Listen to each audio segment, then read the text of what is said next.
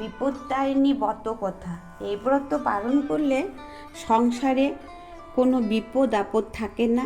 মা বিপত্তারিণী সকল বিপদ থেকেই রক্ষা করেন। পুরকালে এক রাজ্যে একজন সত্যনিষ্ঠ রাজা ছিলেন। তার স্ত্রীও ছিলেন নানা গুণ সম্পূর্ণ। ঘটনাচক্রে একদিন এক চামারের বউয়ের সাথে তার পরিচয় হয়। লুকিয়ে লুকিয়ে তারা অনেক জিনিসপত্র নেওয়া দেওয়া লাগলো। একদিন দুজনে নানা কথাবার্তা বলার মাঝখানে রানী বললেন, কখনো গো মাংস দেখিনি, একটু তুমি গো মাংস লুকিয়ে আমাকে এনে দিতে পারো? তারপর রানীর কথা মতো চামারের বউ একদিন গো মাংস এনে দিল।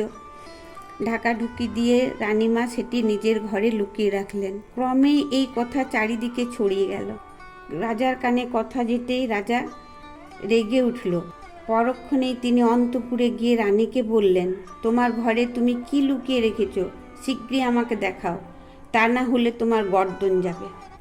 রাজার রাগ দেখে রানীর খুব ভয় হলো। কাঁপতে কাঁপতে রানী বললেন, আমার ঘরে নানা রকম ফল ফুলই আছে। রাজা এই কথা বলার পর রানী মনে মনে মা দুর্গাকে ডাকতে লাগলেন।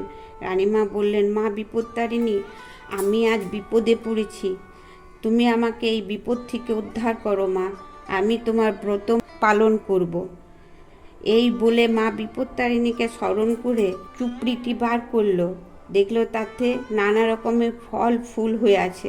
এসব এনে রাজাকে দেখালেন, আর রাজাও খুব সন্তুষ্ট হলেন। রানী ওই ব্রত করতে লাগলেন ও অনেক সুখ ভোগ করে দেহত্যাগের পর স্বর্গে চলে গেলেন।